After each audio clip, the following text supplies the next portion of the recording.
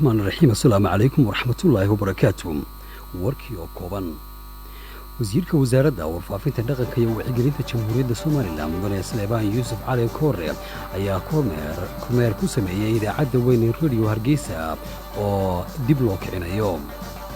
madaxweynaha waddanka Mareykanka Joe Biden ayaa la filayaa in uu kulan uu la qaato madaxda shan dawladood oo ah dawladaha Aasiya iyada oo walaac weyn laga muujinayo da'da madaxweynaha. wadamada reer galbeedka ayaa walaac weyn weli waxay ka muujinayaan booqashadii hogaamiyaha Kuuriyada Waqooyi Kim Jong-un oo ku tagay waddanka Ruushka. dawladda waddanka Mareykanka ayaa dawladda Mexico u gacan gelisay wiil uu dhalay ninka hogaamiya kooxda ugu weyn ee maafiyada daroogada ka ganacsata ee dalka Mexico. intaas dhegeystayaal waa qaar ka mid ah qodobada wararka ugu muhiimsan haatanna ku soo dhawaada warkii oo fidsan.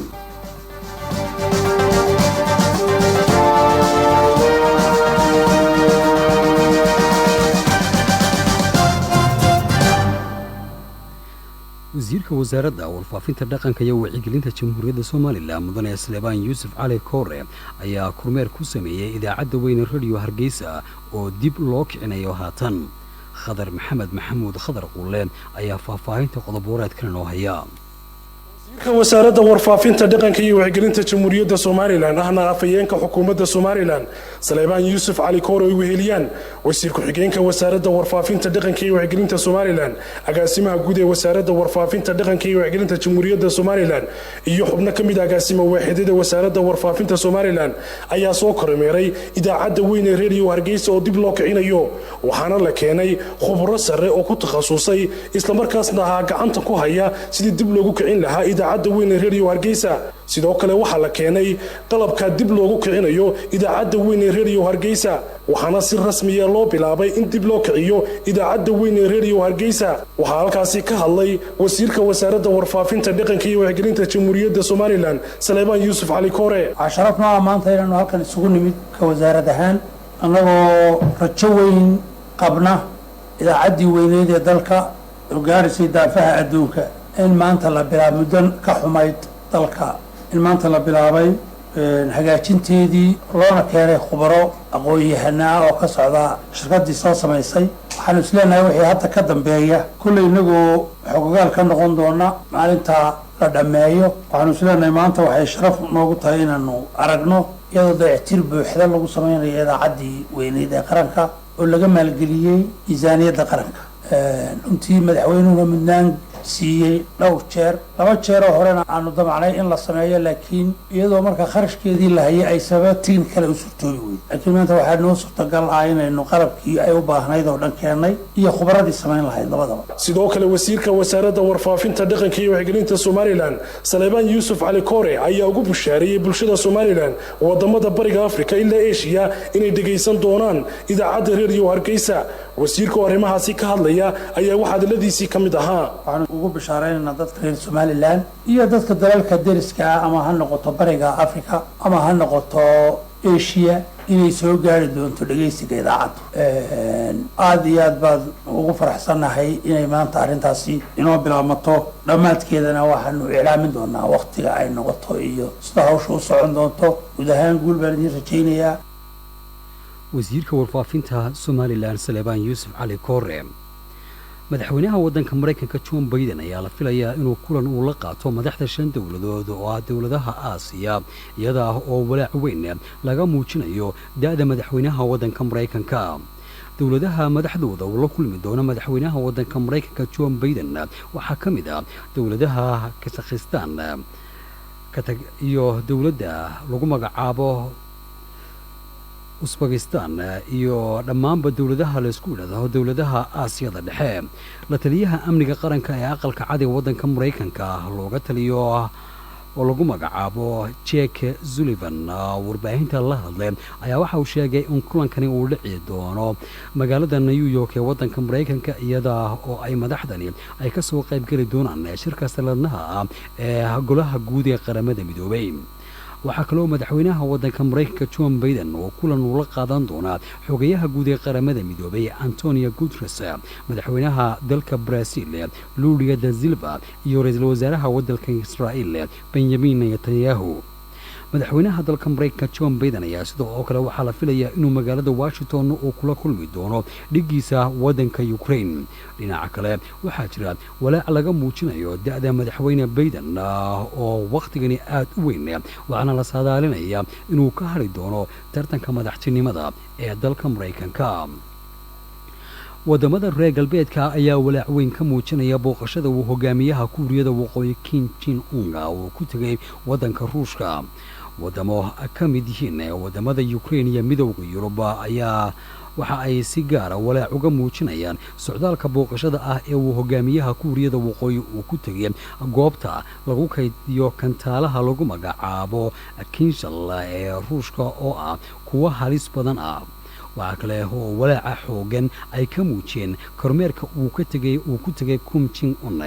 goobaha ay yaalaan gantaalaha kala duwan ee awoodda u leh inay xambaaraan hubka halista ah ee nuclear-ka olige kolomyonko oo ah guddoomiyaha gobolka lagu magacaabo brumosk oo ka mid ah gobollada waddanka ruushka ayaa warbaahinta waddanka ruushka waxay u sheegeen in kim jong un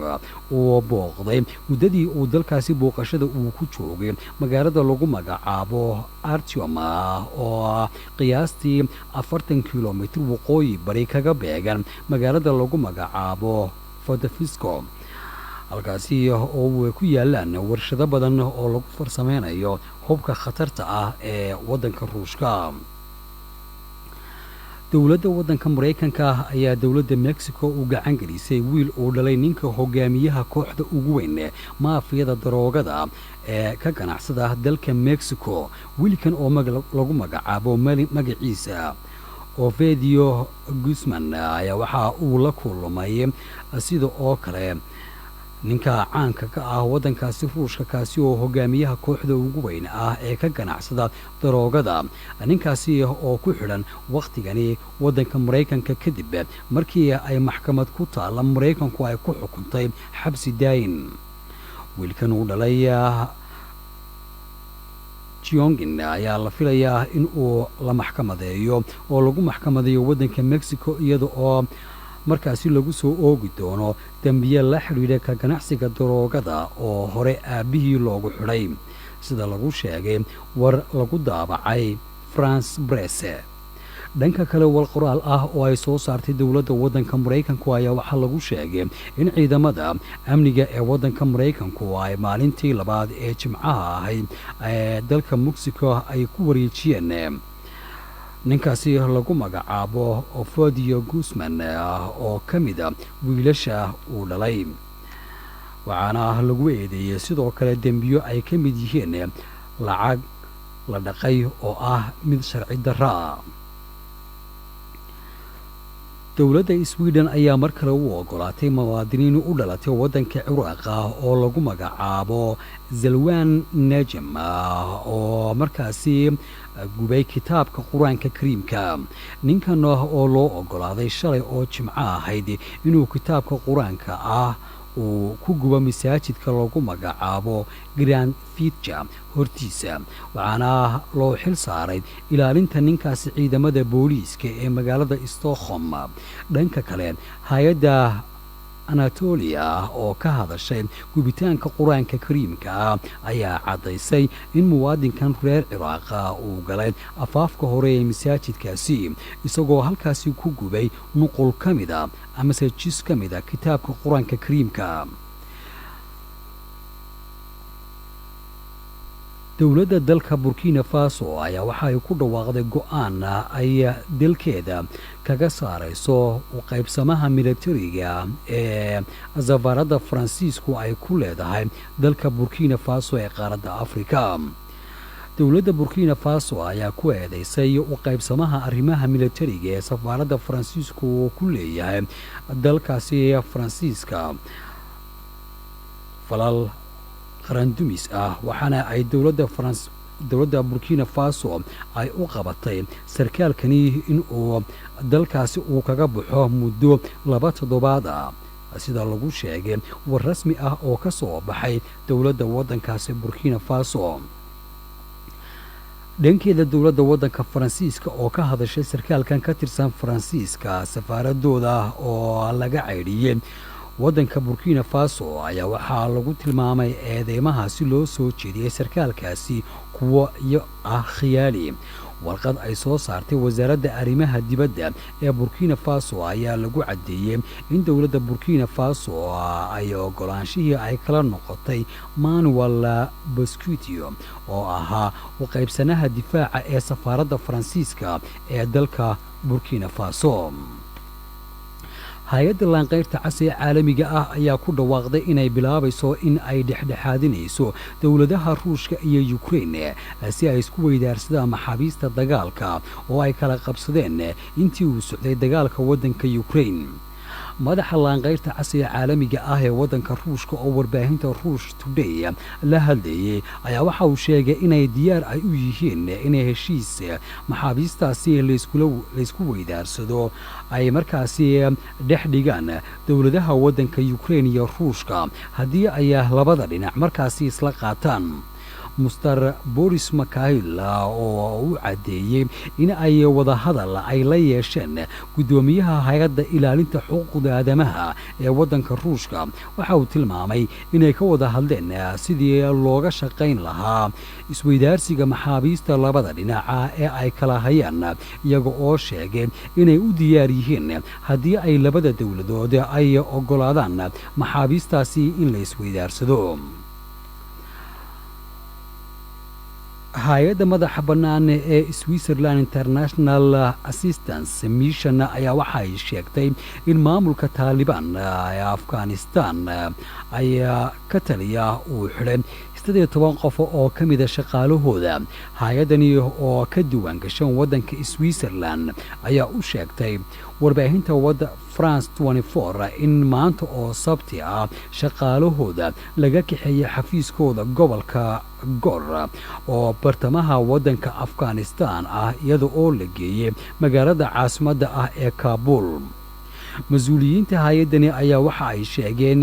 in aanay ilaa iyo haatan wax war ah ka haynin sababta loo xidhxidhay shaqaalahani waxaana ay caddeeyeen in aanay wax faahfaahsan aanay ka bixin doonin oo war ah xadhigga shaqaalahani ilaa iyo ay helaan sababta loo xidhay